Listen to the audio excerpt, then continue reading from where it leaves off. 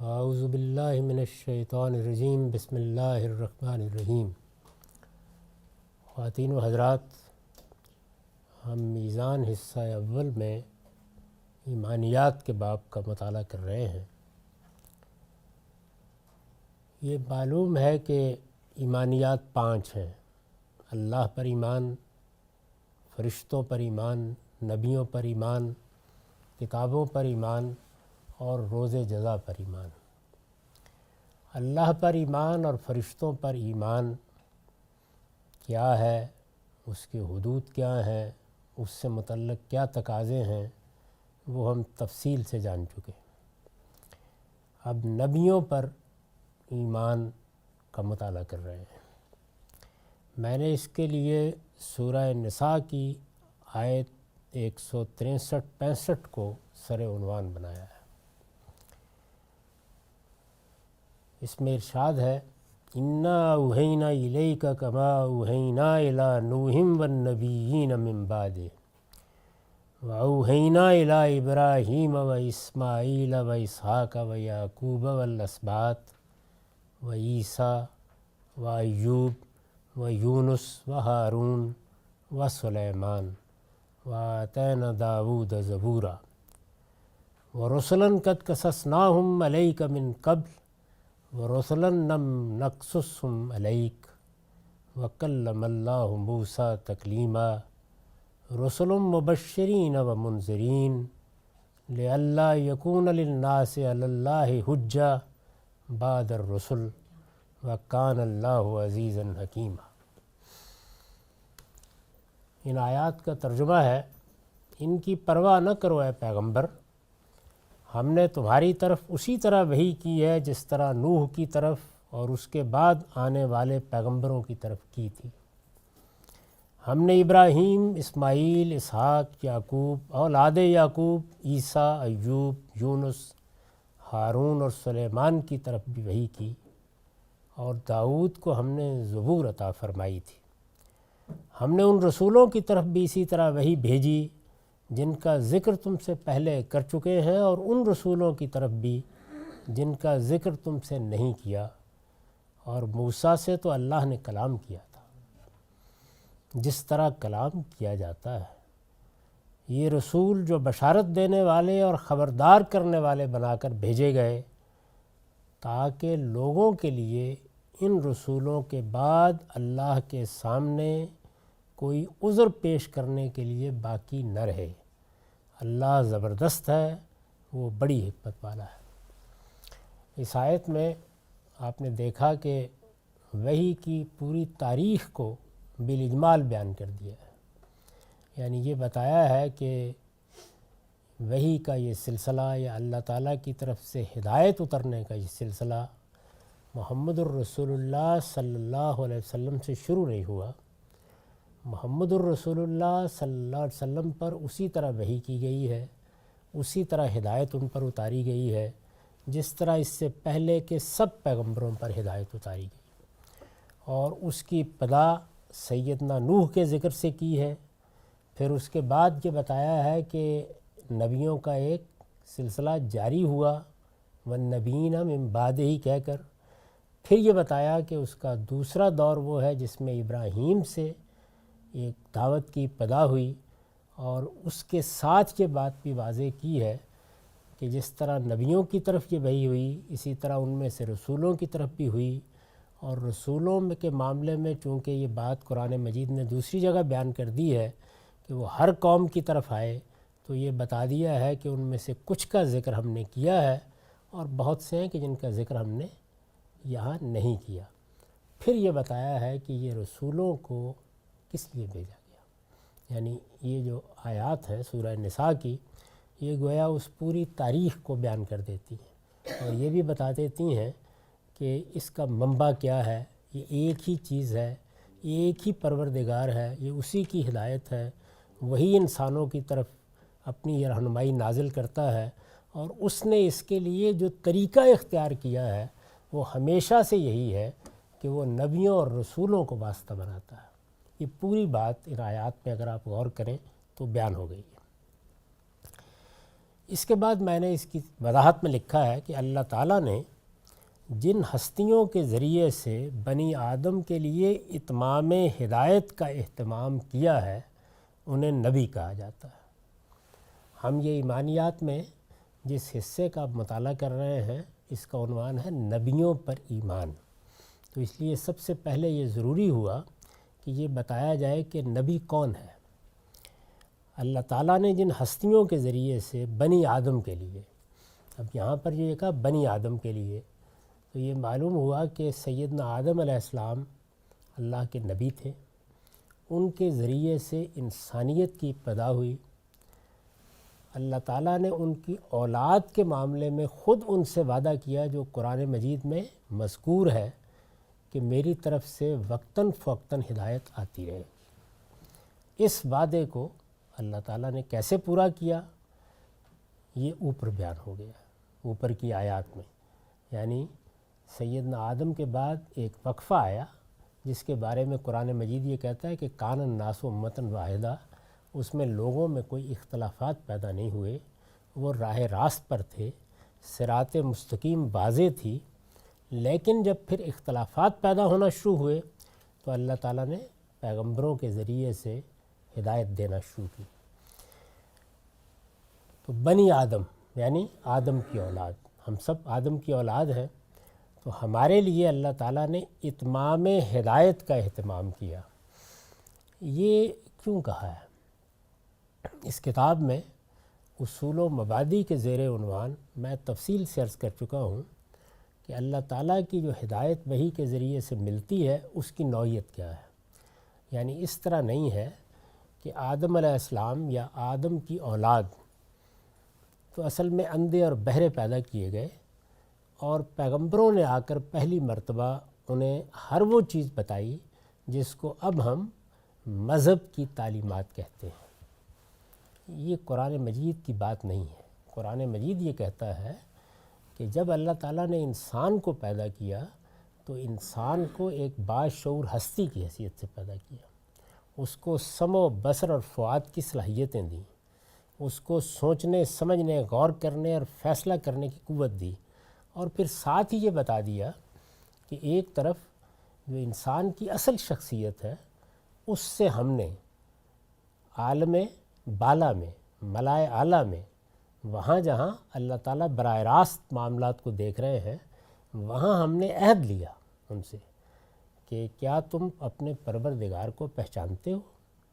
تو اس کا مطلب کیا تھا؟ اس کا مطلب یہ تھا کہ جب وہ اقرار کر رہے ہیں تو گویا اصل شخصیت انسان کی جو حقیقی شخصیت ہے جو اللہ تعالیٰ کی طرف سے ملتی ہے، جس وقت ہمارا قالب تیار ہو جاتا ہے، اس شخصیت میں اللہ کی ربوبیت کا اعتراف و اقرار یہ ودیت کر دیا گیا ہے، الہام کر دیا گیا ہے، یہ موجود ہے۔ ظاہر ہے کہ اس کو الفاظ معاشرہ دیتا ہے، گرد و پیش کے ماحول سے ملتے ہیں۔ تو ایک یہ چیز بتائی، دوسری یہ بتائی کہ یہ جو خیر و شر ہے، یعنی ہمیں نیکی اختیار کرنی ہے، نیکی کا احساس پیدا کرنا ہے، ہمیں برائی سے بچنا ہے، یہ چیز بھی انسان میں اس کے نفس کے تسویے کے ساتھ ہی، یعنی جب اس کے نفس کو بنایا اور سنوارا، وَنَفْسٍ وَمَا سَوَّاهَا فَأَلْهَمَهَا فُجُورَهَا وَتَقْوَاهَا، تو اللہ تعالیٰ نے فجور اور تقوی کو بھی الہام کر دیا۔ عام طور پر جب میں یہ بات کرتا ہوں تو یہ خیال کیا جاتا ہے کہ یہاں خارج میں کوئی مقدمات ہیں جو فلسفیانہ سطح پر طے کیے جا رہے ہیں، نہیں، یہ قرآن مجید کے بیان کردہ مقدمات ہیں۔ یعنی قرآن مجید خود بتا رہا ہے کہ ہم نے انسان کو اس طرح بنایا ہے، اس میں اپنی ربوبیت کا اقرار رکھا ہے، اور یہ شعور کی سطح پر تھا جس کو پھر تحت الشعور میں ڈال دیا گیا، اس کی یاد محو کر دی گئی، اس لیے کہ امتحان میں ڈالنا ہے انسان کو، اور اس کے ساتھ فجور اور تقوی کا الہام کیا گیا۔ دونوں باتیں خود قرآن نے بتائی ہیں۔ اگر آپ غور کر کے دیکھیں تو یہی سارے مذہب کی اساس ہے، اسی پر کھڑا ہے مذہب۔ میرا ایک پروردگار ہے اور مجھے اپنے عمل میں اچھائی کو اختیار کرنا ہے اور برائی سے بچنا ہے۔ پوری مذہبی تعلیم انہی دو چیزوں پر کھڑی ہے۔ تو یہ ہدایت اللہ تعالیٰ کہتے ہیں کہ میں نے بالاجمال انسان کے اندر ڈال دی۔ اب ظاہر ہے کہ جو چیز بالاجمال اندر ڈالی گئی ہے وہ اپنی تفصیلات کا بھی تقاضا کرے گی، اور پھر تفصیلات کے ساتھ جب ہمیں اس دنیا میں جینا ہے تو اس کے ساتھ ہمارے تعلق کو بھی متعین کرے گی۔ یہ سارا عمل اندر سے باہر کی طرف ہونا ہے۔ اس کو تھوڑی دیر کے لیے یہیں رکھ کے یہ سمجھ لیجئے کہ ہمارے سارے علم کی نوعیت بھی یہی ہے۔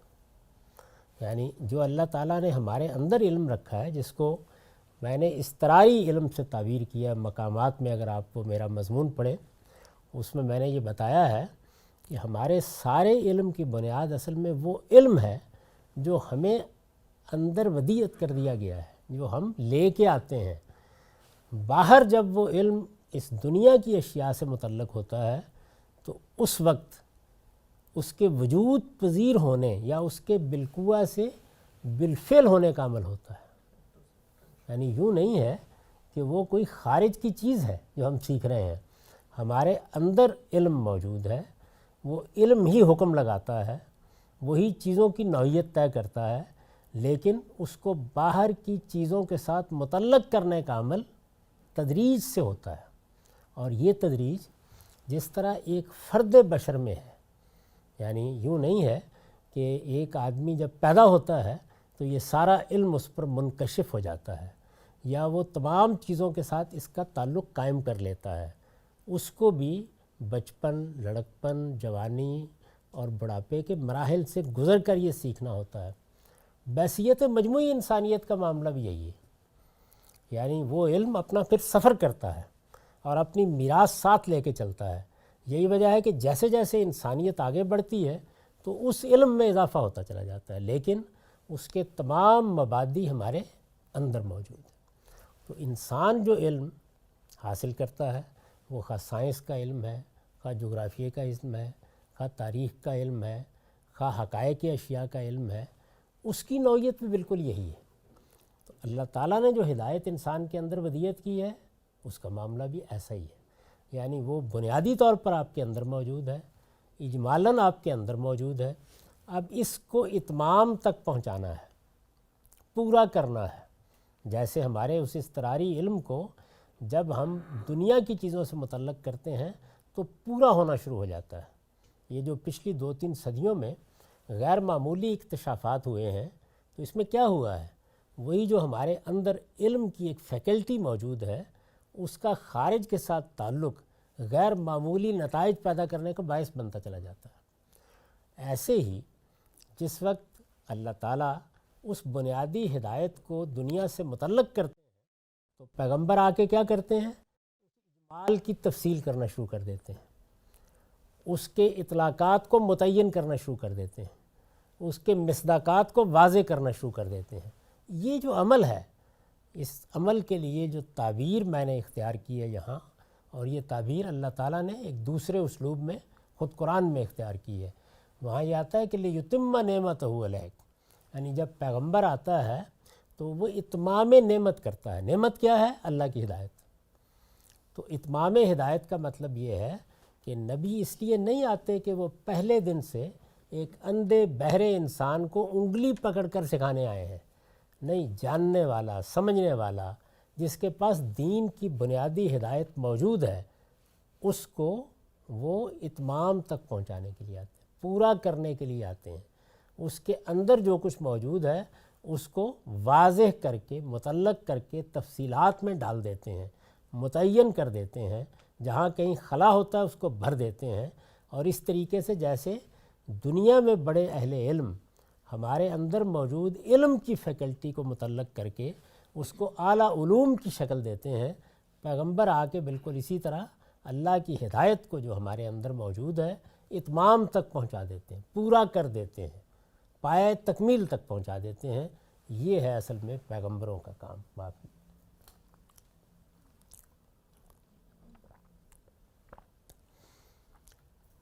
اللہ تعالیٰ نے جن ہستیوں کے ذریعے سے بنی آدم کے لیے اتمام ہدایت کا اہتمام کیا ہے، یعنی ہدایت کا لفظ اس لیے استعمال نہیں کیا کہ ہدایت کا اہتمام تو پیدائش کے ساتھ خود خالق نے کر دیا ہے، اس ہدایت کو اتمام تک پہنچانا ہے، پورا کرنا ہے، تمام تفصیلات کے ساتھ کھولنا ہے۔ یہ کام کون کرتے ہیں؟ نبی، انہیں نبی کہا جاتا ہے۔ یہ انسان ہی تھے، یعنی کوئی الگ مخلوق نہیں تھے، انسان ہی تھے، لیکن اللہ نے اپنے علم و حکمت کی بنیاد پر انہیں اس منصب کے لیے منتخب فرمایا۔ دیکھیے اس میں جو الفاظ استعمال کیے گئے ہیں وہ ایک ایک واقعے کو بیان کرتے ہیں۔ اللہ نے اپنے علم و حکمت کی بنیاد پر، یعنی یہ جو فیصلہ ہوا تو یہ فیصلہ میرے آپ کے چاہنے سے نہیں ہوا، یعنی مجھ سے پوچھ کر یا میرے معیارات پر یا میرے خیال پر نہیں ہوا۔ یہ آپ کے علم میں ہے کہ قرآن مجید میں جب رسالت میں آپ صلی اللہ علیہ وسلم نے اپنی دعوت پیش کی ہے تو ایک قریش کا اعتراض نقل ہوا ہے، اور وہ کیا ہے؟ لولا نزل ھذا القرآن علی رجل من القریتین عظیم، کہ ہمارے ہاں تو بہت بڑے بڑے لوگ موجود ہیں، یعنی ان کی اپنی سوسائٹی میں جو بڑے لوگ ہیں جن سے وہ متاثر ہیں، جن کی حکمت، جن کی دانش کو وہ رہنما سمجھتے ہیں، اور اس میں من القریتین یعنی مکے کے بھی اور طائف کے بھی، کیونکہ عرب کی لیڈرشپ انہی دونوں جگہوں پر تھی۔ تو انہوں نے کہا کہ ایسا کیوں نہ ہوا کہ اللہ تعالیٰ ہمارے ہاں کے دانش مندوں میں سے، بڑوں میں سے، سرداروں میں سے کسی کا انتخاب کرتے، ان کا انتخاب کیوں ہوا ہے؟ تو اس وجہ سے یہ لفظ میں نے استعمال کیا ہے، لیکن اللہ نے اپنے علم و حکمت کی بنیاد پر، یعنی اللہ عالم حیث یجعل رسالتہ، اللہ تعالیٰ کہتے ہیں یہ میں تمہاری خواہش پر نہیں کرتا، کس کے سر پر یہ تاج رکھنا ہے اس کا فیصلہ میں کرتا ہوں۔ یہاں بنیادی بات کیا ہے؟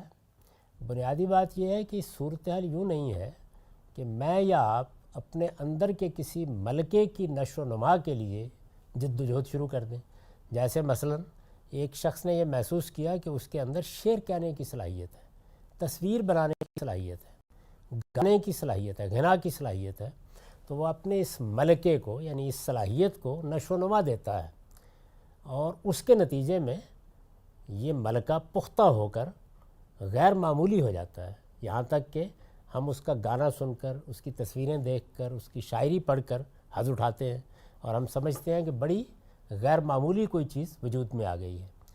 تو پیغمبروں کا معاملہ یہ نہیں ہے، یعنی کوئی ملکہ نبوت نہیں ہے، انسانوں کے اندر کوئی ایسی خصوصیت نہیں ہے جیسے کہ شعر کہنے کی، تصویر بنانے کی، ایسا نہیں ہے، اور اس کو کوئی شخص نشو و نما دے، کوئی مراقبہ کرے، کسی غار میں جا کے بیٹھ جائے، کوئی غور و فکر فرمائے، جیسے فلسفی چیزوں پر غور کرتے ہیں اس طرح کرے، جیسے شاعر کلام کو وجود میں لانے کے لیے اپنے دماغ پر زور دیتے ہیں اس طرح کرے، ان میں سے کچھ بھی نہیں ہوتا۔ اللہ تعالیٰ اپنے بندوں میں سے اپنے علم اور حکمت کی بنیاد پر انتخاب کرتا ہے، یعنی یہ محبت ربانی ہے، اوپر سے ہوتا ہے، نیچے سے نہیں ہوتا۔ یہ سیکھنے کا عمل نہیں ہے، یہ نیکی کر کے پانے کی چیز نہیں ہے، یہ اپنی صلاحیت کو نشو و نما دے کے اپنے آپ کو قابل بنانے کا معاملہ نہیں ہے، بلکہ اللہ کے علم و حکمت کی بنیاد پر انتخاب کا معاملہ ہے، تو وہ کرتا ہے۔ انہیں اس منصب کے لیے منتخب فرمایا، اسے ایک محبت ربانی سمجھنا چاہیے، یعنی اللہ کی عنایت، محبت ربانی اللہ کی عنایت، اللہ کا کرم، اس کا انتخاب، وہ فیصلہ کرتا ہے۔ تعلیم و تربیت اور اخذ و اکتساب سے اس کا کوئی تعلق نہیں، یعنی یہ جو معاملہ ہے، یہ سورہ انعام کی آیت 124 کا حوالہ بھی ہے، یہی بات بیان ہوئی ہے اس میں، کہ اس میں یہ نہیں ہوتا کہ کسی نے سیکھا، کسی نے اپنی تربیت کی، کسی نے اپنے ملکات کو نشو و نما دی۔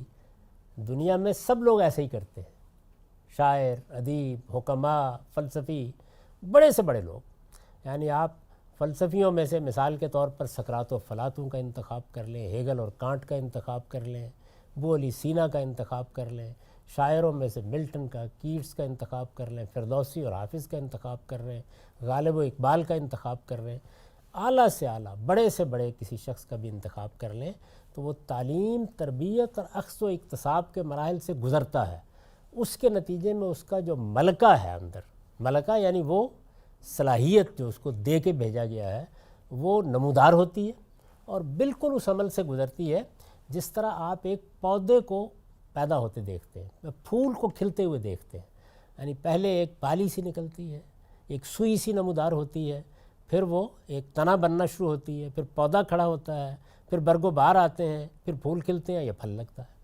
تو یہ جو عمل ہے انسانی شخصیت کے ظہور کا یا انسان کے باطن میں موجود ملکات کے ظہور کا، یہ ہر جگہ بلا استثناء ایسے ہی ہوتا ہے۔ پیغمبر کے معاملے میں ان میں سے کوئی چیز نہیں ہوتی۔ تعلیم و تربیت اور اخذ و اکتساب، یعنی نہ تو کوئی سیکھنے سکھانے کا عمل ہوتا ہے، نہ کوئی اساتذہ اس کے ملکات کو نشو و نما دینے کے لیے بیٹھے ہوتے ہیں، نہ وہ چیزوں کو یہاں سے لے رہا ہوتا ہے وہاں سے لے رہا ہوتا ہے۔ اخذ، اکتساب، تعلیم، تربیت، ان کا کوئی شائبہ بھی موجود نہیں ہوتا اس پہلو سے، یعنی جو کچھ وہ اب بیان کرنے والا ہے۔ سیدنا موسیٰ علیہ السلام کو نبوت ملنے کا واقعہ قرآن میں بیان ہوا ہے۔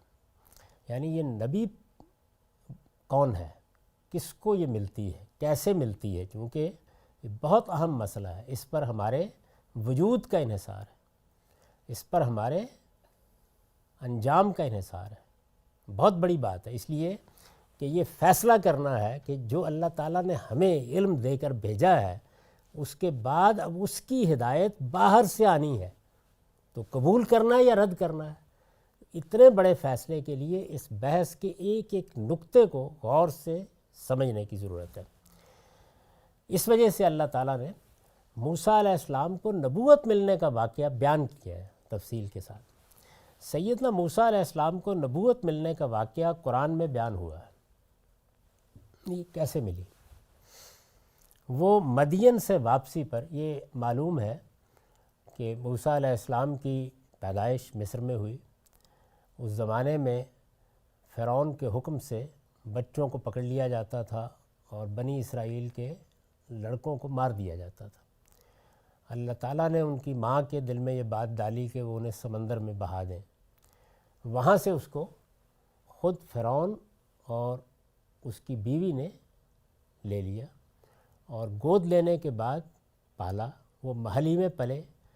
پھر وہ مشہور واقعہ پیش آیا کہ جس میں بظاہر ایک مظلوم آدمی کی مدد کرتے ہوئے انہوں نے جو شخص اس پر ظلم کر رہا تھا اسے مارا اور نتیجے میں وہ مر گیا، یعنی ایسا ہاتھ پڑا کہ وہ جاں بر نہیں ہو سکا۔ یہ اندازہ ہو گیا کہ اب ان کے ساتھ معاملہ سختی کا ہوگا، اور اس کا بھی اندیشہ ہے کہ انہیں انصاف نہ ملے، کیونکہ یہ قتل خطا تھا۔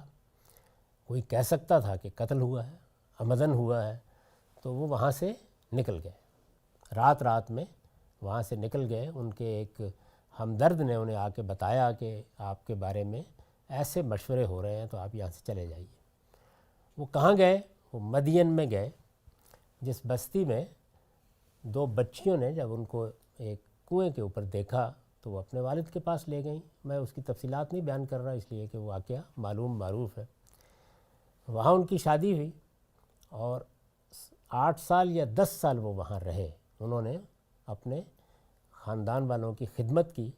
اب انہوں نے فیصلہ کیا کہ وہ واپس جائیں گے، اپنے بچوں کو، اپنی بیوی کو لے کر واپس جا رہے ہیں، یعنی یہ موقع ہے۔ اب دیکھیے اس کے پیچھے کچھ نہیں ہے، یعنی کوئی تعلیم، کوئی تربیت، کوئی نبوت حاصل کرنے کی کوشش، کوئی اپنے باطنی ملکات کو نشو و نما دینے کا عمل، کچھ بھی نہیں۔ وہ جا رہے ہیں۔ کیا ہوتا ہے؟ وہ مدین سے واپسی پر اپنے بیوی بچوں کے ساتھ وادی سینا میں پہنچے تو رات کا وقت تھا۔ راستے کا بھی کچھ اندازہ نہیں ہو رہا تھا، اور سردی بھی معلوم ہوتا ہے کہ نہایت سخت تھی۔ یعنی قرآن مجید نے جہاں واقعہ بیان کیا ہے تو آپ جب اس کو سورہ طٰہٰ میں پڑھتے ہیں تو اس سے جو تصویر سامنے آتی ہے یہی معلوم ہوتا ہے کہ رات کا وقت ہے، راستہ کسی حد تک بھول گئے، اندازہ نہیں ہو رہا کہ کدھر جانا ہے، اور سردی بھی کافی ہے، اور سردی بھی معلوم ہوتا ہے کہ نہایت سخت تھی۔ اتنے میں ایک طرف شعلہ سا لپکتا ہوا نظر آیا۔ موسیٰ علیہ السلام کے سوا اس کو شاید کسی نے دیکھا بھی نہیں، یعنی ایسے لگا کہ جیسے کہیں سے آگ ابری ہے۔ شعلہ سا لپکتا ہوا نظر آیا۔ موسیٰ علیہ السلام کے سوا اس کو شاید کسی نے دیکھا بھی نہیں۔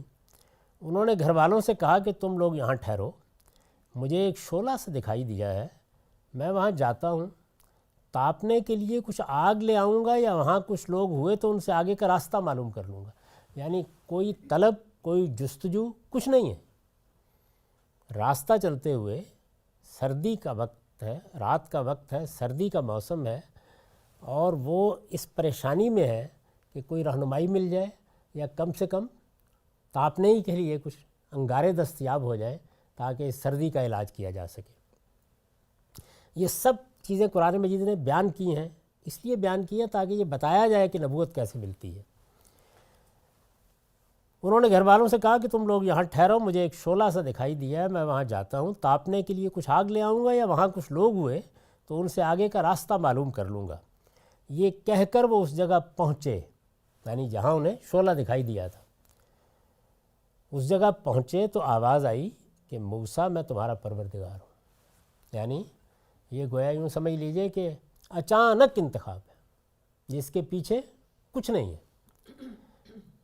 میں تمہارا پروردگار ہوں، اس لیے جوتے اتار دو، تم اس وقت طوا کی مقدس وادی میں ہو۔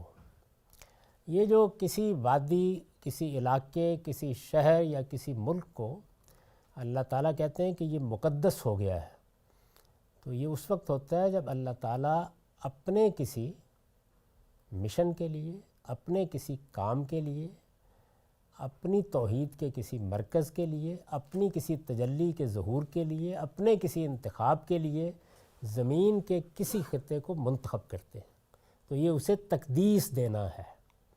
تو یہ سمجھ لینا چاہیے، اسی لیے فلسطین کو الارض المقدسہ کہا گیا ہے قرآن مجید میں، کیونکہ اس سرزمین کا اللہ تعالیٰ نے اپنے لیے انتخاب کر لیا۔ تم اس وقت طوا کی مقدس وادی میں ہو، میں نے تمہیں فریضہ نبوت و رسالت کے لیے منتخب کر لیا ہے۔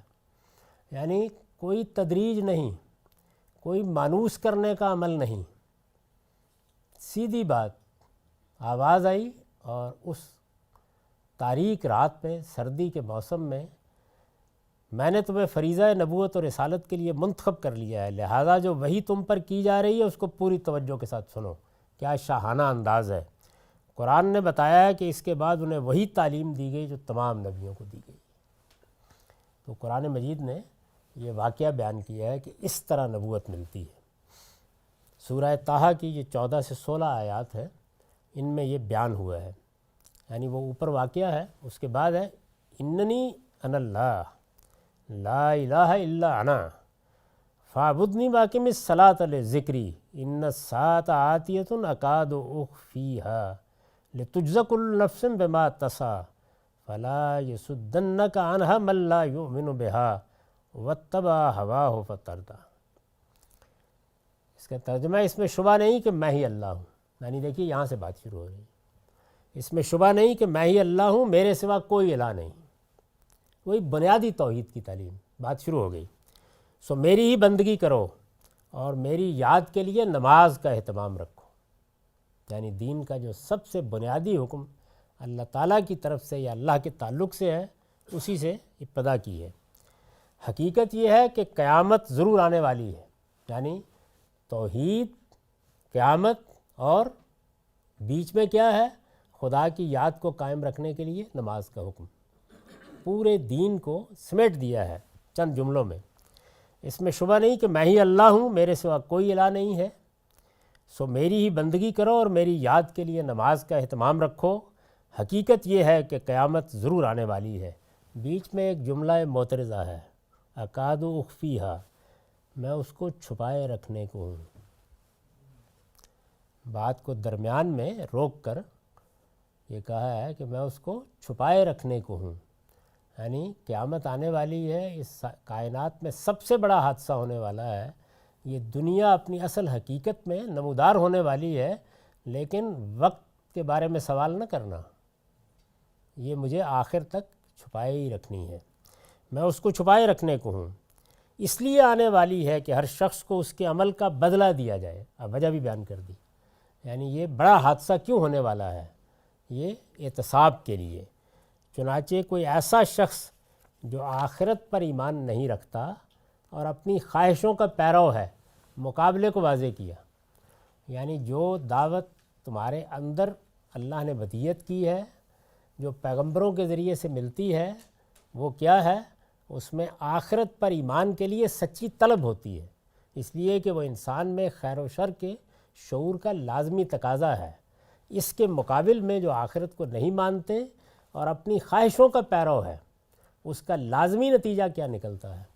وہ یہ ہے کہ پھر انسان اپنی باغ عقل کے ہاتھ میں نہیں دیتا، پھر خواہشوں کا پیرو ہو کر زندگی بسر کرتا ہے۔ تو کہا کہ جو لوگ ایسے ہیں تم کو نماز سے روکنا دیں کہ تم ہلاک ہو جاؤ۔ یہ دیکھیے یہ کیا خوبصورت بات ہے، یعنی ساری تعلیم کی یاد کیسے قائم رہے گی، ساری تعلیم سے تعلق کیسے قائم رہے گا؟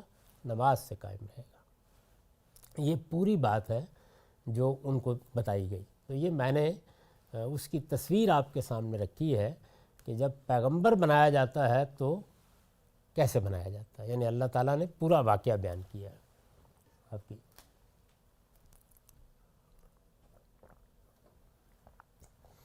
یہ موسیٰ علیہ السلام کا خاص شرف ہے کہ اللہ تعالیٰ ان سے براہ راست ہم کلام ہوا، یعنی اللہ تعالیٰ نے یہاں فرشتہ بھیجنے کا طریقہ نہیں اختیار کیا، دل میں بات ڈالنے کا طریقہ نہیں اختیار کیا، براہ راست ہم کلام ہوا، یہاں یہ ہوا ہے۔ یہ موسیٰ علیہ السلام کا خاص شرف ہے کہ اللہ تعالیٰ ان سے براہ راست ہم کلام ہوا۔ نبی صلی اللہ علیہ وسلم کے لیے پہلی وحی کا واقعہ قرآن مجید کی سورہ نجم میں بیان ہوا ہے، یعنی میں نے دو واقعات کا انتخاب کیا ہے۔ ایک سیدنا موسیٰ علیہ السلام کو نبوت کیسے ملی، دوسرا نبی صلی اللہ علیہ وسلم کو کیسے ملی۔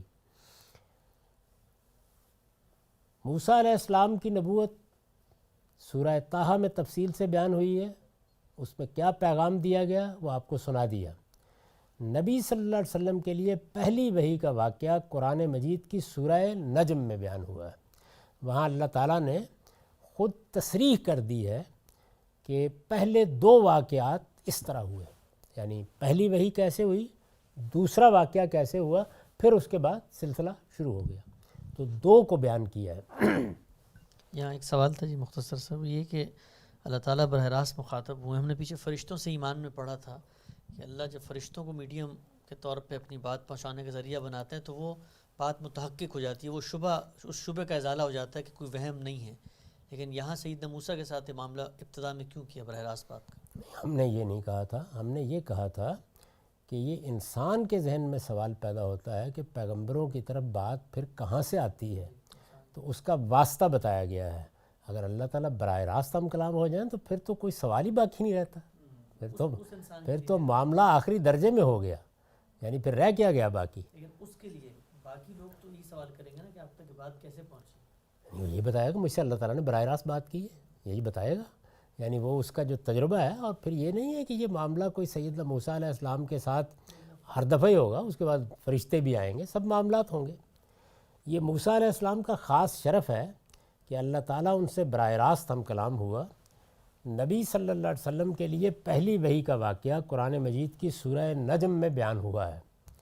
اس سے معلوم ہوتا ہے کہ آپ کو یہ منصب اللہ کے مقرب فرشتے جبریل امین کے ذریعے سے دیا گیا، یعنی یہاں کیا ہوا، اللہ تعالیٰ نے براہ راست بات کی، وہاں کیا ہوا، جبریل امین اللہ تعالیٰ کے انتہائی مقرب فرشتے جن کا تعارف پھر قرآن مجید میں کرایا گیا ہے کہ وہ کیا شخصیت ہے، ان کو بھیجا گیا اور ان کو اپنی اصل صورت میں بھیجا گیا۔ یہ قرآن نے خود واضح کر دیا ہے، یعنی یوں نہیں ہے کہ کسی انسان کی شکل میں آئے تو یہ شبہ پیدا ہو جاتا کہ معلوم نہیں کون تھا، اپنی اصل صورت میں۔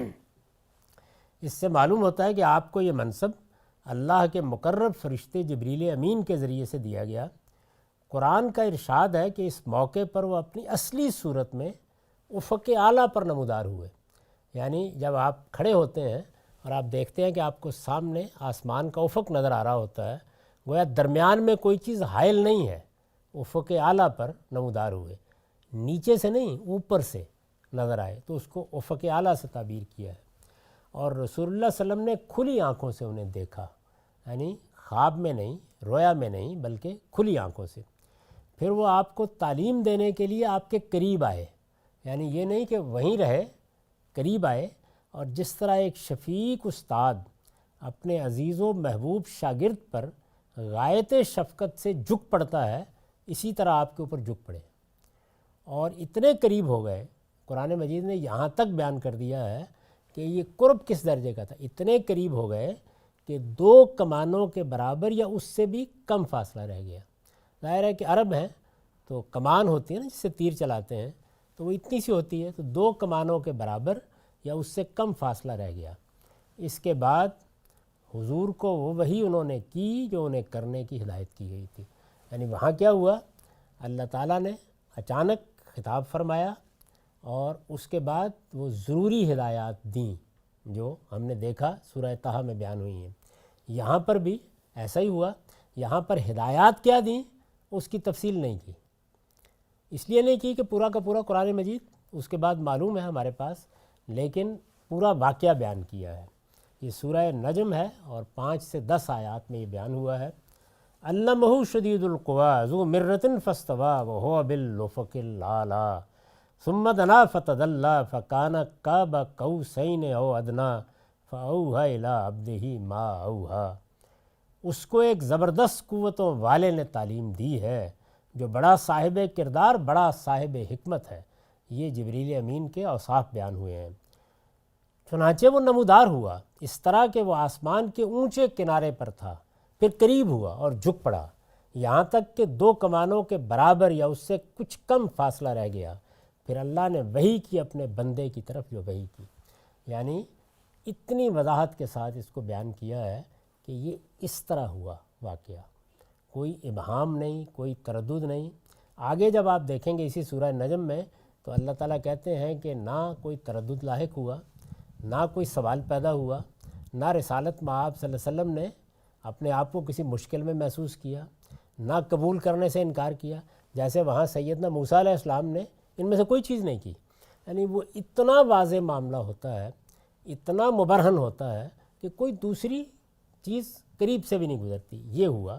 غازی صاحب ایک کوشچن یہ کہ جیسے آپ نے بھی کہا ہے کہ جب حضرت جبرائیل علیہ السلام آئے تو جو آپ کے درمیان کنورسیشن ہوا وہ پتہ نہیں ہے، جیسے آپ نے ابھی کہا ہے، تو جو چیزیں بتائی جاتی ہیں کہ آپ نے آ کے کہا کہ پڑھو اور آپ نے کہا میں پڑھ نہیں سکتا، جس طرح واقعہ لوگوں کو پتہ ہے یا ہمیں پتہ ہے، پھر آپ نے جیسے جبرائیل علیہ السلام نے آپ کو ایکسکیوز کیا اور جو ہے کہا کہ اقرا یہ پہلی آیت ہے اس کو پڑھو، تو کیا یہ ڈسکشن نہیں ہوا اس وقت؟ اس پر بات کریں گے آج۔ ان آیتوں کا ترجمہ یہ ہے، اس کو ایک زبردست قوتوں والے نے تعلیم دی ہے جو بڑا صاحب کردار، بڑا صاحب حکمت ہے۔ چنانچہ وہ نمودار ہوا اس طرح کہ وہ آسمان کے اونچے کنارے پر تھا، پھر قریب ہوا اور جھک پڑا، یہاں تک کہ 2 کمانوں کے برابر یا اس سے کچھ کم فاصلہ رہ گیا۔ پھر اللہ نے وحی کی اپنے بندے کی طرف جو وحی کی۔ یہ رسالت مآب صلی اللہ علیہ وسلم، یعنی 2 واقعات بیان کیے ہیں، ایک سیدنا موسیٰ کا، ایک محمد الرسول اللہ صلی اللہ علیہ وسلم کا۔ قرآن مجید نے یہ دونوں تفصیل سے بیان کر دی ہیں، اس میں نہ کوئی روایت، نہ کوئی قصہ، نہ کوئی کہانی زیر بحث نہیں ہے۔ یہ نبی ہر قوم کی طرف بھیجے گئے، یعنی یہ جو نبی ہیں اللہ تعالیٰ نے بتایا ہے کہ ابتدا میں ہر قوم کی طرف بھیجے گئے۔ اللہ تعالیٰ نے آدم علیہ السلام سے وعدہ کیا تھا کہ ان کی ذریت، ان کی اولاد کی رہنمائی کے لیے وہ خود اپنی طرف سے ہدایت نازل کرے گا، یعنی وہی جو ہدایت اندر دی گئی ہے اس کا اتمام کرے گا، اس کو پایہ تکمیل تک پہنچائے گا۔ یہ ہدایت انہی نبیوں کے ذریعے سے بنی آدم کو دی گئی۔ وہ آسمان سے وحی پا کر لوگوں کو حق بتاتے، اس کے ماننے والوں کو اچھے انجام کی خوشخبری دیتے اور نہ ماننے والوں کو برے انجام سے خبردار کرتے تھے۔ چنانچہ نبی صلی اللہ علیہ وسلم کو مخاطب کر کے قرآن نے ایک جگہ فرمایا ہے، اِنَّا أَرْسَلْنَاكَ بِالْحَقِّ بَشِيرًا وَنَذِيرًا وَإِن مِّنْ أُمَّةٍ إِلَّا خَلَا فِيهَا نَذِيرٌ۔